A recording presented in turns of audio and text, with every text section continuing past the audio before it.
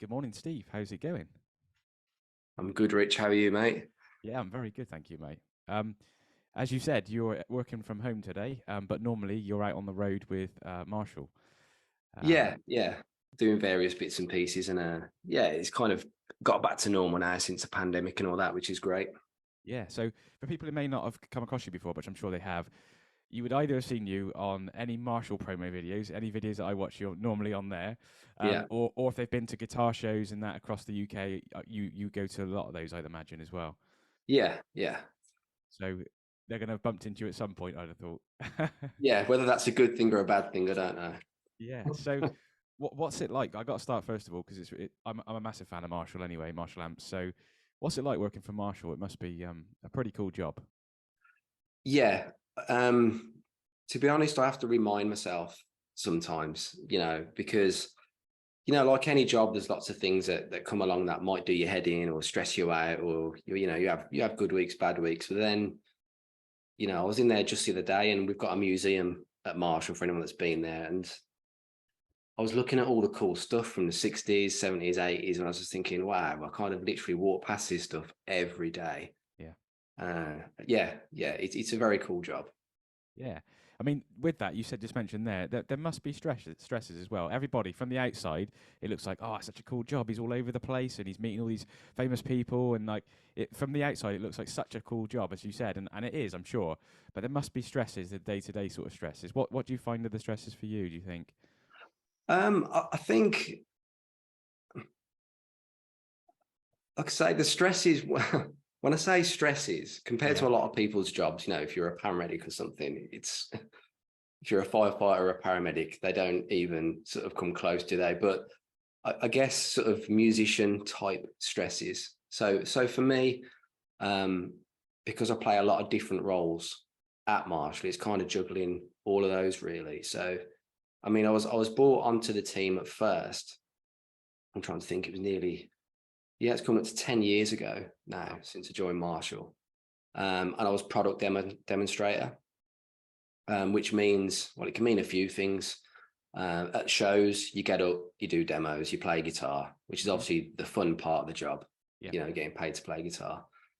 Um, but it can also mean going around to stores, training their staff, spending time with their staff, doing in-store demos, doing video content for their social medias, that kind of thing.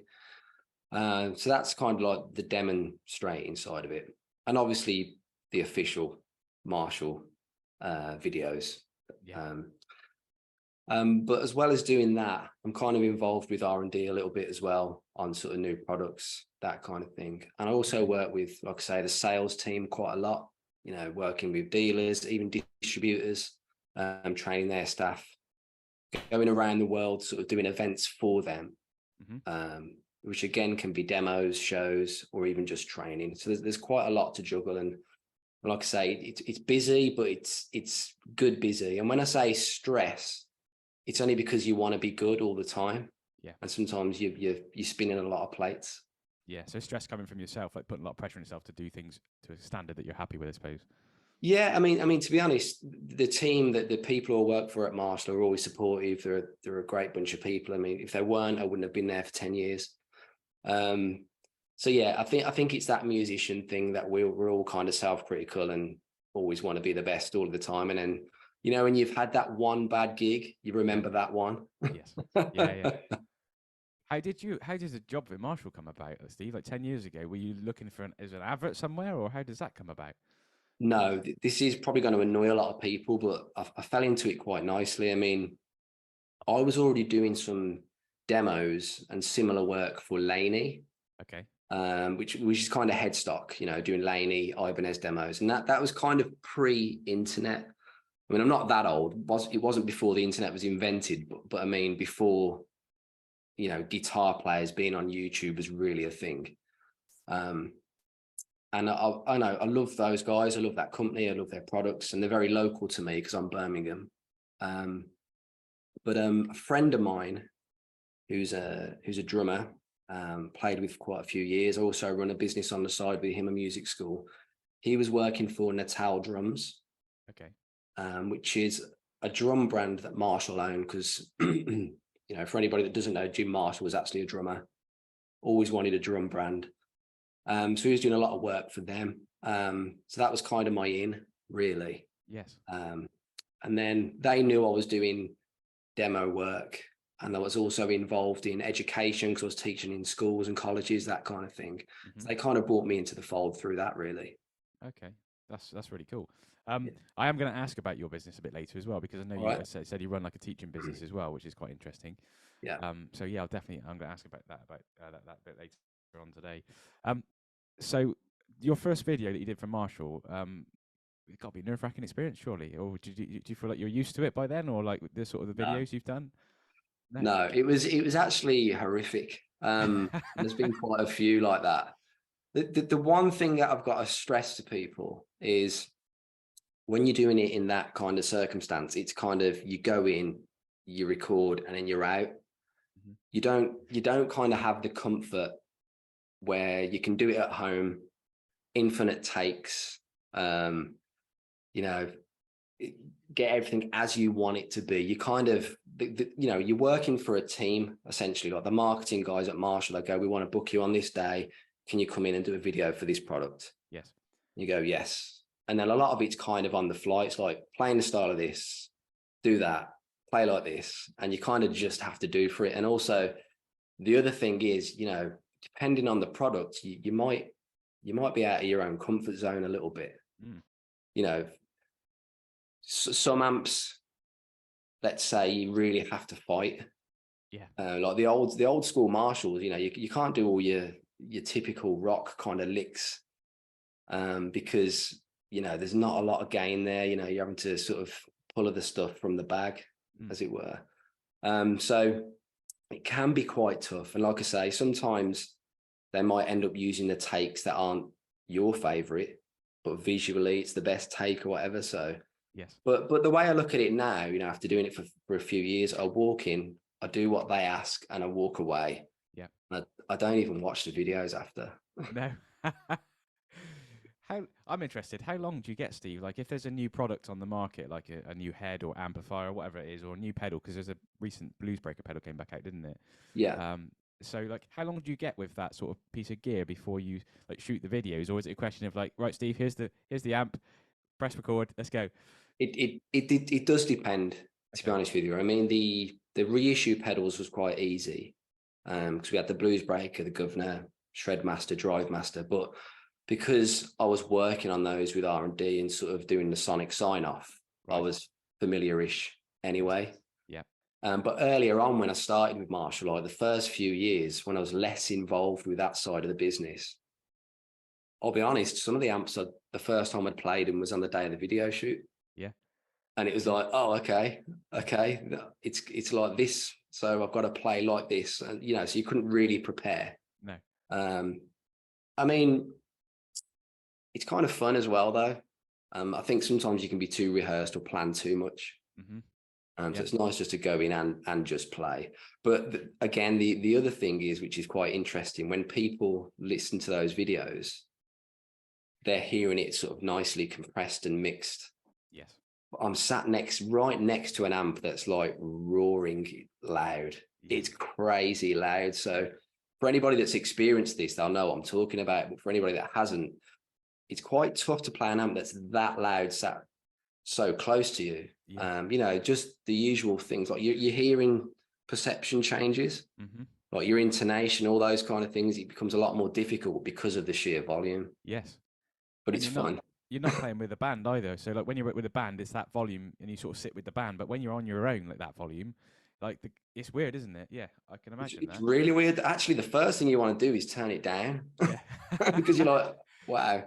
But like I say, it's fun. It's all good experience. But you know, I wouldn't change any of it. It's quite nice being put into different situations all the time. Yeah. I got a couple of questions for you, and if anyone has got any questions, you may be watching this, like feel free to drop them in the thread there, and I'll try and do my best to keep an eye on that. Steve, can you say what your favorite Marshall is? Have you got a favorite? Can you allowed to say your favorite Marshall? Like, Yes, I imagine yes, it's one that you use, or your sort of favorite one that you use. Or yeah. but I will say it does depend on what I've got to play. Okay. Yeah. You know, if I've got a gig and it's like a straight up rock sound all night, I'll choose my amp. Okay. But if let's say, I don't know, it's like a covers gig or something, you've got loads of different material to get through, I might choose something with a bit of a cleaner kind of sound and use like pedals in front of it to get more variation. But I always lean to the old school Marshalls. So I used a 1987X for years, which is like a 50-watt plexi. Unfortunately, though, it's like the loudest thing on the planet. Yeah, I was going to say, there's not a lot of tame in that, I don't imagine, but man, it sounds glorious when it's turned right up. yes. But yeah, if you can't turn it up, it's not as fun. But what I will say is I've actually had one of my amps modified at Marshall, which is not something we currently do, but because I'm in that position where I can be really cheeky and ask them to do things. Yeah.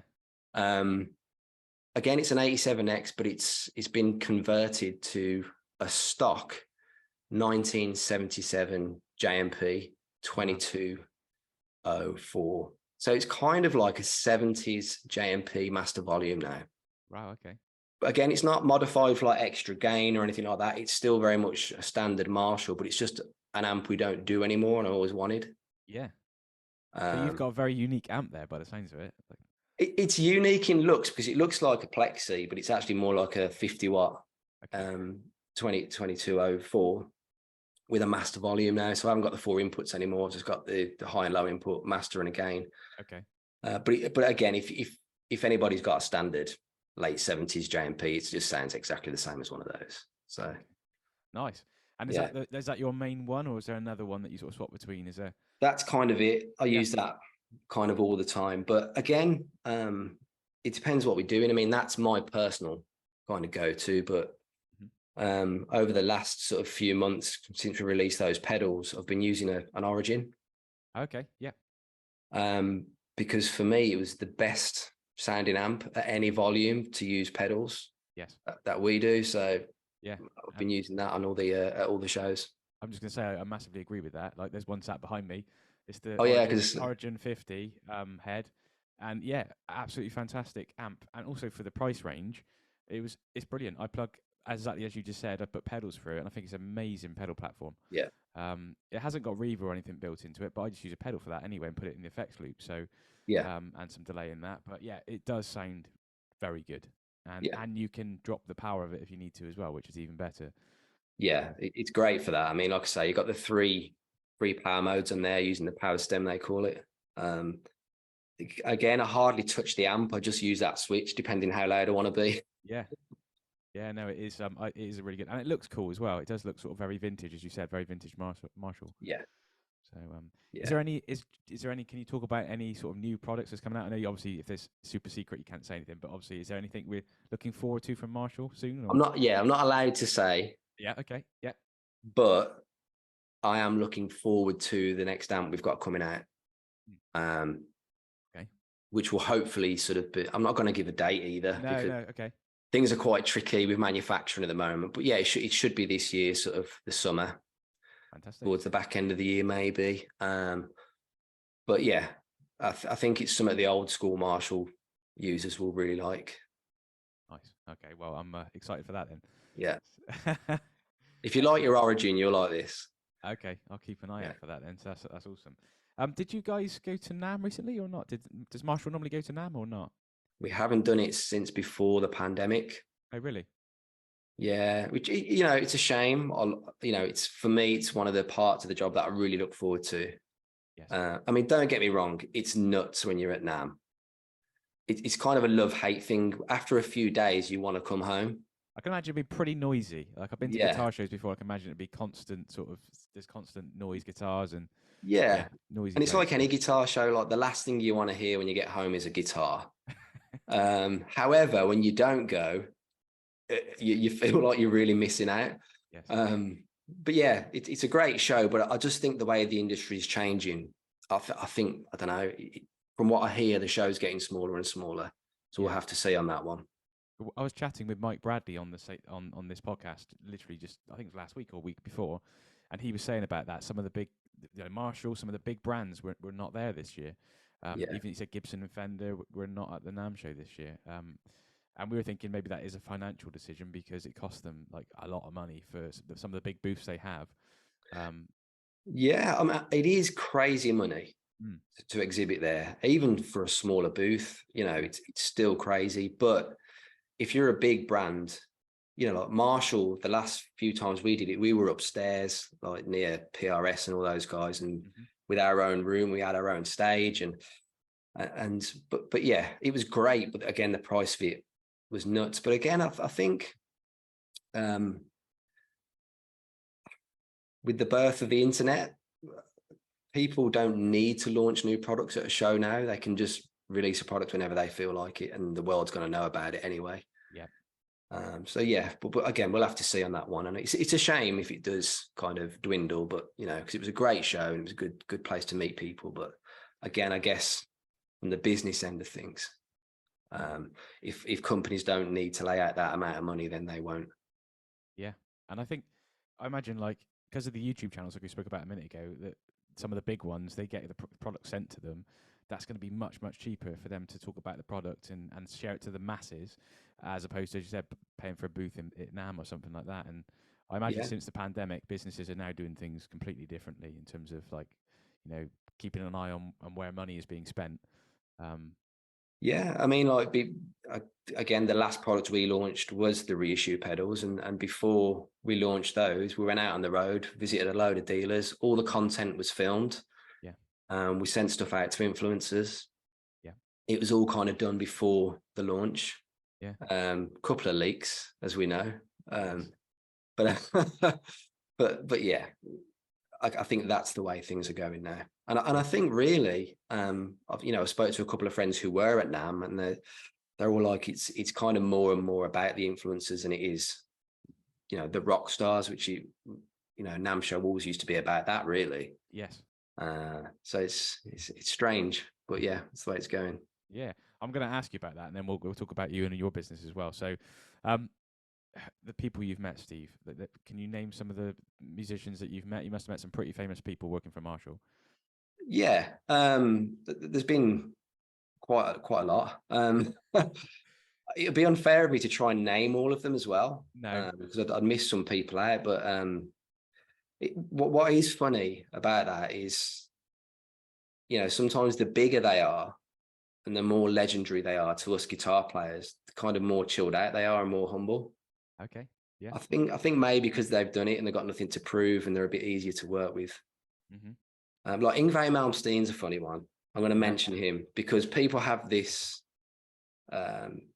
preconceived idea on what he's like as a person, and I know everyone's got their stories, but I can only tell mine. Yes. However, when I met him, I was dreading it, absolutely dreading it, because of all the horror stories you hear. But he was actually one of the funniest guys I've ever met in my life. Oh wow. Okay. And I honestly think people don't get his sense of humor. Okay.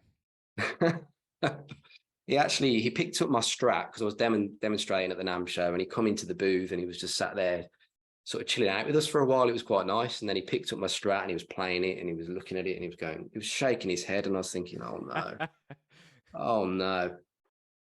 And he went, this Strat is, insert the swear word there.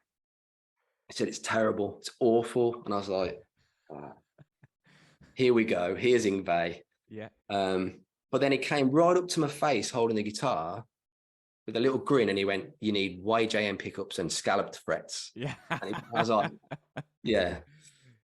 I was going to say scallop frets was his thing, isn't it? So. Yeah. But there's a lot of them that it's just really nice spending time with them and good to get their feedback on gear, and especially meet someone who's who always got an amazing tone, like Doug Aldridge, people like that, just amazing players. But yeah, I mean, but then some of my heroes I never met, and I was really frustrated. When Jeff Beck passed away, I was gutted. Yes. Because he was a Marshall user forever, and I never met him. Oh, sad, yeah. But again, Jeff Beck wasn't one of those guys who needed gear or needed an endorsement. No. He just used what he wanted to use. Yeah. But it was really fun when we'd get all his old Marshalls in at service and that, you know, and you see these old JTMs from the 60s that he's used on all these countless albums. And I just used to go and put my hands on them to try and get some of the mojo. It was, you know, brilliant. That's cool. That's really cool. Have you met Slash? That's one of my sort of favorites. No, actually, No. Okay. Our artist liaison guys have quite a Yeah. few times, but Slash, to be honest, I think last time he was at Marshall was when Jim Marshall was still around. Oh wow. Okay. From what I can remember, we've still got a connection and relationship there. Yeah, of course. But from the day-to-day stuff, we usually talk to his tech. He just had some modded amps off us. Actually, he wanted some super bass, some old super basses. Okay. Again, I say modded. It's just an amp we don't do anymore. So we converted some old 1959s to super bass spec. Okay. But with a boost, and he wanted some of those for in the studio. And I think he might have used them on a tour or something. I don't know. I think that was only last year. But again, it was all done through his tech. But it's kind of scary, you know, that the guys with the real brains in R&D, they do all these conversions and mods, pass them on to me. We sit there testing them and we think, yeah, that's it. Okay. And we send them over and we just hope they don't come back. Yeah. Oh, mate. Yeah. I imagine that's a lot of tension there. Just sort of waiting for the phone to ring from Slash. That's it. Yeah. And again, going back to the guitar playing thing, like, you know, you spend a lot of time doing stuff like that. And as you know, as you may know, when you're testing out gear, even if you're not testing out gear in a professional scenario like I have to, even if you've bought some new gear and you're testing out a new pedal or something, you don't really play. You're kind of just getting a sound and you're tweaking and you're moving things around and you hit another few chords and you know, a lot of stuff's like that. Because people say to me, you must play all the time. I'm like, there's a guitar in my hands all of the time. Yes. I'm not really playing all of the time. I'm kind of tweaking and messing around. So then if you've been doing that for months and all of a sudden there's a show, you got to try and get match fit again. Yeah. What do you play at this show, Steve? What do you normally play? Is it your own music that you play, or do you play covers of things? Yeah. I usually do my own music. I mean, back in the day when I was kind of demoing for Ibanez and Laney and all that, I might throw the odd cover in, you know, because again, back then, Ibanez was all about Satriani, Vi, that kind of thing. And, you know, I grew up listening to a lot of that sort of stuff. And you wouldn't think so now when you listen to me, but I used to love all the shred stuff and I still do. But I think, excuse me, I don't know, you just kind of move on to different things, don't you? And different things start to interest you. And I hate to say, but as you get a little bit older, you get more interested in class, let's say. Yeah. You know, I ignored Jeff Beck through my youth and I'm kicking myself for it now. Yes. I've only really started to appreciate it the last sort of 15, 20 years. But, you know, I usually play my own material these days. There's two reasons for that, because nobody knows it. No. If I forget a section or I go off on one, no one will know anyway. So that's a really good idea. That's a really good idea. Say if you got there and did a cover or something, or, you know, Sweet Child of Mine or Whiskey in the Jar or something, for example. You get to the solo or something, you do it slightly different. Someone's go, "You didn't play that right. You didn't play that right." Yeah. And I tell you what, that's the thing, right? Like playing a normal gig, you can kind of enjoy it and get into it. But like when you're at a guitar show and you've got all these guitar players looking at you with their arms crossed as you're playing, it can be a little bit intimidating. I can imagine that. Yeah, it's like probably the worst audience to play to. Like everyone's just staring at you. Just yeah.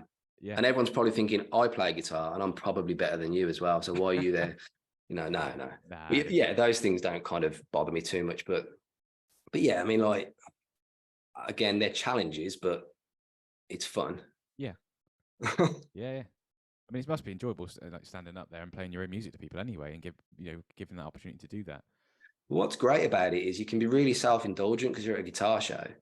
And if you do have to do a normal gig, I don't care if there's not a guitar solo in a song or anything like that. I've vented elsewhere. Yeah. You know, it's quite nice. So I was going to ask you about that as well, Steve. Does your job allow you to do you do sort of gigs alongside? Do you have a band you play with, or or do you check for other bands? Yeah. Used to, not so much now, only because what I do for Marshall, it's only me in the company and it's the entire world. Yeah. So I ended up being that guy who was always saying, I can't do that date, or I can't make that gig, or and I started to become the problem in the band. Right. So you kind of just take a step back and think, right, I've got bills to pay. I'm getting essentially paid to play guitar. So I've got to prioritize this now. I still do the odd gig. Like if someone needs a standing guitar player, or, you know, I'm depping for someone, or there's an event for something, or you know, but yeah, it's mostly this stuff now because of the travel. Yeah. And have you got a family? You got a family as well, Steve, haven't you? Yeah, Kids? yeah. Yeah. How do they find that? With you sort of traveling all over the place? Is it quite difficult? I'd imagine Monday to sort of Friday for you. Yes and no. I mean, Okay. like I say, I think because Marshall, you know, was sort of,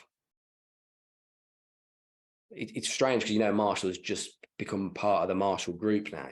A company called Zand have purchased it, but it won't affect things too much. But going back over the last 10 years, they've been quite family oriented. The brand have, they get it, Okay. if you know what I mean. Like my boss, he's a family man himself. So if he knows I've been on the road for a while, he's kind of like, you need to be at home now.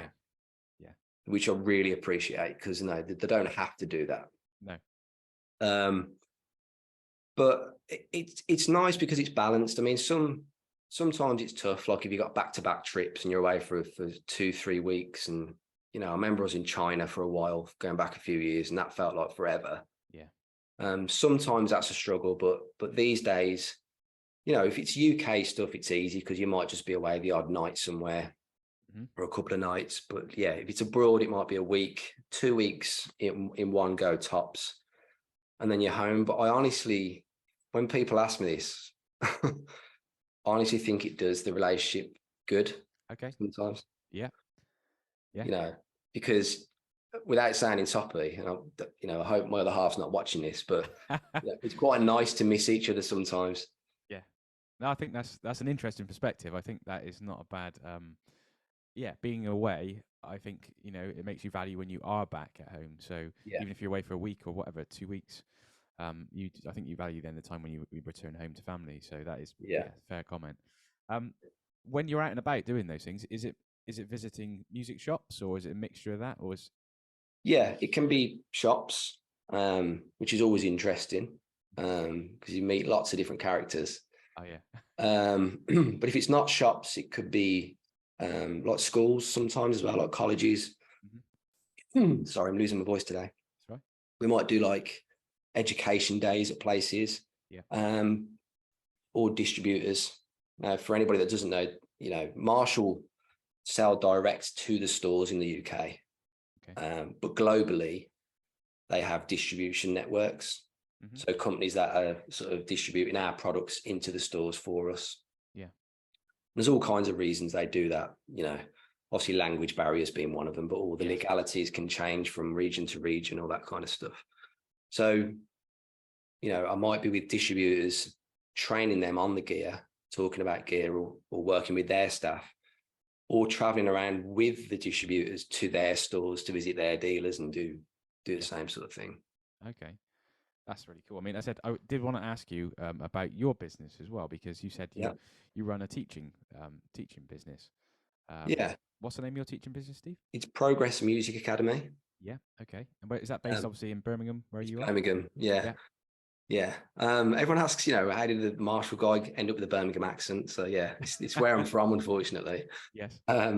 So that was my background, sort of teaching in schools and colleges. And I still like to teach because that's where I came from. And I think it's important to, you know, well, it's important not to lose touch with teaching, because obviously things change, you know, quite fast. So again, Gary, the guy who works for Natal Drums, we were talking for years and years and years about having our own music school. And it was one of those conversations you'd have over a drink and nothing had ever come to it. And we were driving back from a gig one night. I can't remember, who did we go and watch? You know what? It might have been Chicken Foot or someone like that, Satriani's band. Oh yeah. Yeah. And was it the night? It was definitely the night Michael Jackson had died, and it was on the radio, and it was kind of a bit mad. And we were like, should we just do this music school then? Should we actually do it? Not that the Michael Jackson thing had any significance. I just remember hearing it on the radio, and then we kind of decided right there to actually do it and go for it. Okay. So yeah, because it is a partnership. It's our business. Yeah. So yeah, we just looked for kind of premises, and the idea was to have a music school that wasn't an actual college, let's say. So you could go there sort of as of when you pleased. Yeah. But it had that professional vibe to it, if Okay. that makes sense. It You does know, make you sense, weren't. Yeah. So yeah, we wanted a whole bunch of teachers there teaching their sort of special subjects. So we got, you know, drums, bass, guitar, vocals, keyboard. We got a guy who actually does studio and production courses and lessons there as well. We're an exam center for Wow. Trinity. Yeah. But yeah, it kind of just started off as, let's just do private one-to-one lessons, but with workshops, and make it more of a community kind of vibe. Yeah. And were you initially initially teaching there? Yeah. Yeah. I mean, to be honest, with guitar, because that's obviously what I do, I was doing the bulk of the lessons, because when we were starting up, we both still had our day jobs, as it were. We kind of eased ourselves into it. So what that meant was Gary was working for Natal Drums kind of 3 days a week. Mm-hmm. I was working at a school and college 3 days a week. Right. And around that, between us, we'd kind of do the other days. So we were the music school progress was open all week between us. Right. Okay. Yeah. If that makes any kind of sense. Yeah, it does. And any money we earned ourselves went straight back into the pot. Yeah. So we weren't actually paying ourselves anything at first, because we wanted to, you know, put it back into the business to invest in other things within the business. So yeah, a lot of teaching, but no direct reward straight away. No. But the long-term goal was obviously to build it up to a point where it was comfortable and we didn't have to worry about paying the bills. And then that's a point where we can start taking from it. Yes. So yeah, that's very sensible. What how many teachers have you got then, Steve? How many? There's currently we've got 12 people working there. Wow. Yeah. And that's like I say, it's covering all bases, but there's duplicate teachers as well. So for example, there's like 3 of us that teach guitar there. Okay. And I'll be honest, because of the Marshall gig and various other things, I don't teach a lot now. And there are 2 reasons for that. You know, because of the Marshall thing, that's kind of my number one job. But the other side of it is you can't run the business and be teaching constantly yourself. It was quite tricky. Yeah. To manage all the other staff and all of the students and all their students and all the admin and all the, you know, the everyday things that come with just running a business. Yeah. That's cool. How long's it been running then, Steve? How long's that business been running?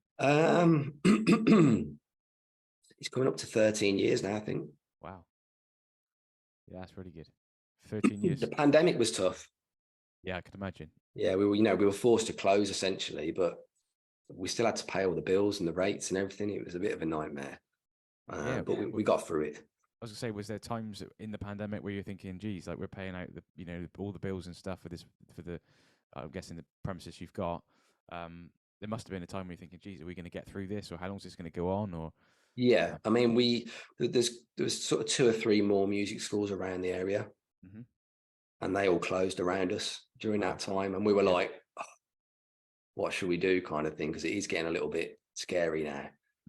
But luckily, I think because we've never been too greedy with taking money from it, you know, there was money in the bank, but also because we were still working essentially for Marshall, Natal, we didn't rely on that income, if that makes sense. Yeah, it does. Yeah, it does make sense. I mean, yeah. Is that so? That's, you said it's based in Birmingham. Yeah. And do you teach online as well, or was that something you did in that circumstance when it went? Yeah. It kind of fast forwarded us into doing that, because we never used to do online lessons. No. Because we were all about, you know, it's kind of old school, I know, but we were all about bricks and mortar and sort of people coming into the place, because we were proud of the place. You know, we built it from scratch. You know, all the building work, all the renovations. You know, it took us forever to do it, and we wanted people to actually come and see it. But yeah, when we had to close, you know, we wanted all the teachers who were working here to still have an income. So we made sure everyone was kind of set up to teach at home. We'd still manage all the bookings remotely, that kind of thing, for them. And it dropped because there was people who didn't want to do online lessons. They wanted to do it in person because that's what they were used to. Yes. But yeah, we've continued doing the online thing since then. Yeah, it's strange how it's changed it all, isn't it? Because I've continued doing online lessons, and it's still popular now. Like, obviously, if they live local to me and they can come here for lessons, they'll come here. But yeah, the online thing, the pandemic did change the sort of the teaching. It made it more accessible, and it obviously pushed people to move online. And then I think once they experienced it, and providing the teacher, had a good setup and did a good job of it, a lot of them have stayed online because they think, oh, I can come home from work and I just literally turn my laptop on and I'm in my guitar lesson. I don't have to travel out anywhere, and there is a bonus. But it's really convenient, because like you say, we gained new students from that. Yes. But also, the people who come in person, let's say they're working away or they work weird shifts or they can't make it in, instead of just cancelling a lesson, they'll do it online instead, which is great. Yeah, that is good. What's the plan for the business then, Steve? Is there sort of plans for that business to keep growing it, or is it you happy where it is at the minute? Or we're kind of happy where it is, but at the same time, we do sort of want more of an online presence. So we're trying to make more of our service available online. Okay. And offer kind of packs and various things for people. Yes. Do you guys? I was gonna say, do you do videos as well, like for video packages and stuff? Because I was gonna say that's you're the man part for of the it. plan.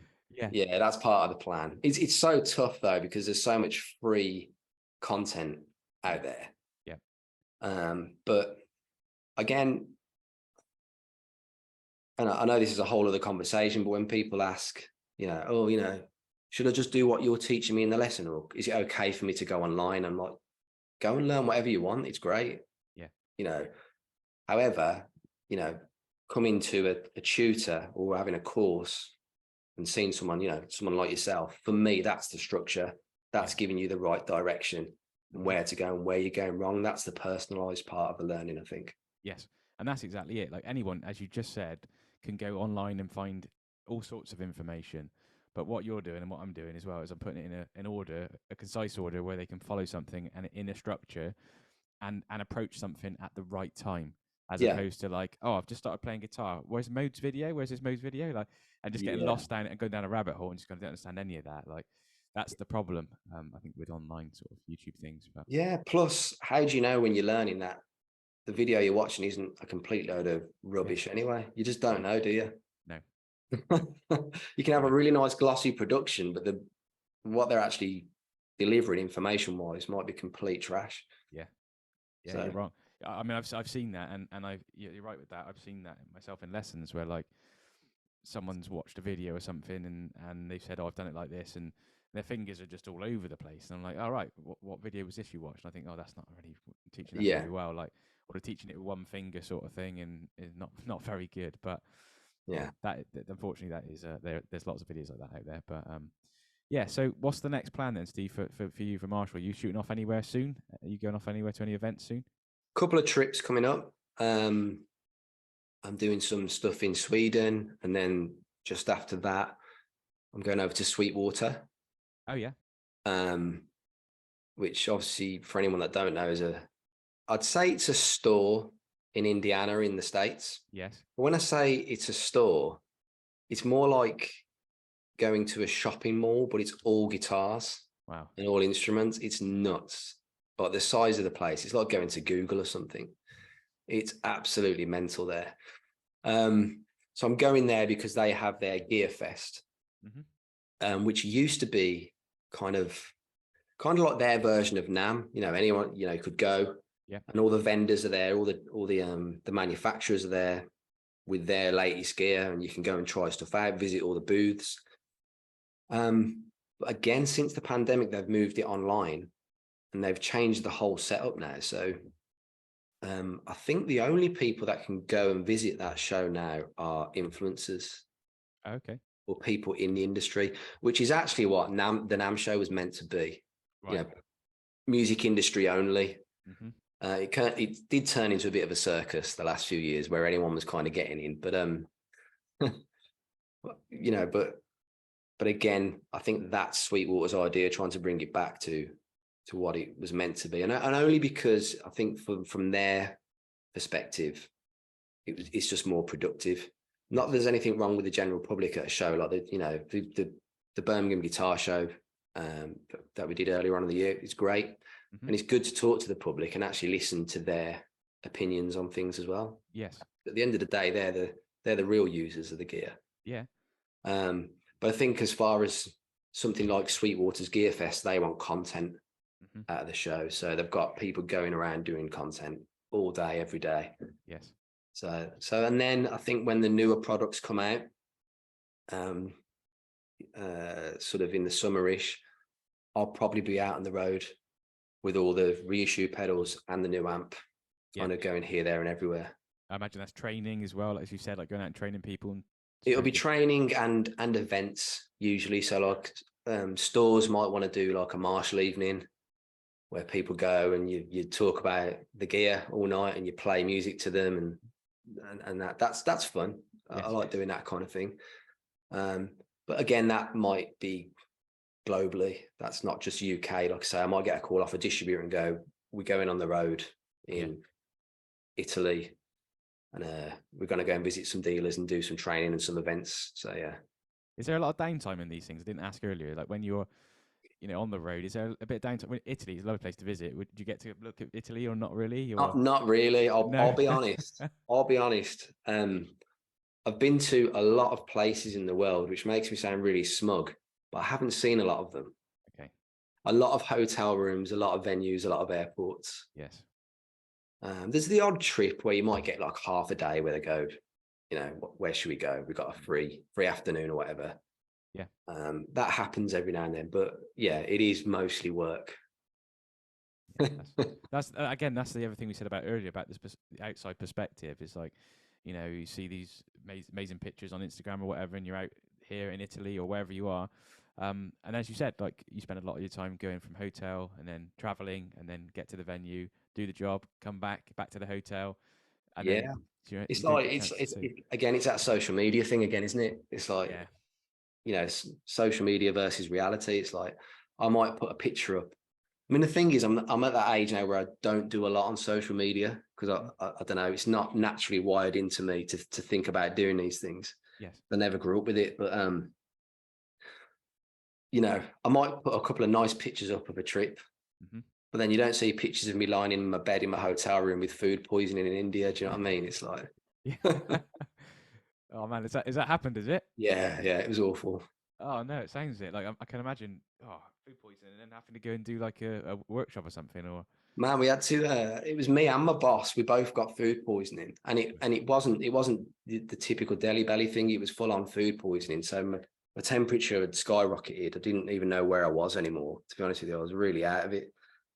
But I won't go into all the gruesome details. But like, we had to miss a flight and a one of the regions we had to travel to. We had to completely bypass that and just sort of recover. But I remember we made it to the final show, which was Mumbai, which is actually a lovely place. But all I could think about in that show that night was, I'm sweating, and if I move too much, I'm just going to throw up. Oh, no. That, and I can't remember how I played, anything about it musically. I just remember that was going through my mind the whole time. Oh man. So, yeah. They must have thought, this guy looks really nervous. He's sweating so much. Yeah. Oh no. Worst place to be as well. If you're stuck on a plane and you got food poisoning, that's horrible. Yeah. That must be horrific. Yeah. That's it. Is people don't see these things, do they? No, not at all. No. I said, Steve, mate, thank you very much for your time as well, giving your time to talk to me today. But I said, hopefully, if people do see you at guitar shows and things like that, definitely come and have a chat with you. Yeah, because you're in a position, as you said earlier, to the public's feedback you're a good person to be able to feed that back directly to Marshall, whoever. You're in a good position to be able to do that. So definitely come and speak to you at like the guitar shows and stuff. Yeah. But yeah, thank you, Steve. I do appreciate you sitting there with me this morning, and talking all things Marshall, and also about yourself as a guitarist as well. Yeah. Um, No worries. so yeah, I do appreciate it. So what's the plan for the rest of the day? You working today? Yeah, I'll be doing some reporting. And I say reporting, it's things like, again, people think it's really interesting testing out gear. Yeah. Sometimes you might be trying out different pieces of wood on a cabinet. So Okay. Yeah. sometimes it goes to that level. Yes. So there'll be a lot of that today. Nice. Excellent. And just before we go, I just want to quickly ask you, because I didn't get to ask you. You've got a Music Man, haven't you? A big fan of Music Man. Yeah, yeah. Is it Luke you normally use? Yeah, I've got various guitars. I mean, I'm not affiliated with anyone officially or anything like that, but No. which is kind of useful because, again, the guy I play one guitar all of the time if it was left up to me, just the one I'm comfortable with. But Yep. the marketing team at Marshall, who are obviously aware of what people want to see, Mm-hmm. I'll be like, you got to use a Les Paul. Yes. I'm like, or you've got to use, let's get this guitar for this sound. And okay, so I'll grab a Telly or something like that. And so I've got various guitars for various reasons, but yeah, my main Music Man is a Luke. Yes. Yeah, it's Luke great guitar. 2 or 3, or which model is it? Because there's so many now. It's a 3. Yeah. I've got a 2 as well. Yeah. I love both of them, but I use the 3 mostly. I mean, it's just I know everybody says this about Music Man, so it's a cliche, but it's the necks. Yeah. They're just nuts. But yeah, the Luke kind of worked for me because I love HSS guitars. Mm-hmm. That's kind of my go-to. Plus, I think Steve Lukather's brilliant. Yes. It helps. It's a funny guy as well. But yeah, again, just one of those guitar companies that are just consistent. Yes. And that's kind of important when you're traveling around. Mm. You don't want to get off an airplane and then your neck's kind of like a banana. And it's really nice when you get a guitar out of the case and it's gone across the world and it's still in tune. Yes. Yeah. No, Music Man, massive fan of Music Man, and same as you. I had a Luke 3. Yours is black, isn't it? I think yours is a black color. Yeah, mine was like it's like a grey sort of bluey color. I think. Can't remember which one. Oh, nice. I can't remember what the name of the actual paint it was, but it was Bodie, was it? I think Bodie blue or something like Bodie that. blue. Yeah. Which was really nice, and I let it go because I mean the necks are fantastic, but I've always got my other Music Man, the semi hollow that I use, and I've always seemed to find the neck. I preferred it on that because the Luke's got a bit more of a V neck, hasn't it? If I remember right. Yeah. Like a soft V, which is kind of what I like. I like narrow necks as well because my hands aren't exactly massive. I've got bricklayers' hands, not musicians' hands. But yeah, like I say, it's the neck. Yeah. No, you're right. It is 100%, and I say that to everyone as well. And it is a cliche because I've heard that before. Everyone says about the Music Man necks, but it is a thing. Definitely try one. So, as I said, Steve, thank you very much, mate. I'll let you get on to your reporting. Thank you, mate. Awesome. Take care. Good I'll to see you, soon, Rich. Steve. Cheers, mate. Cheers, mate. Bye for now. Bye.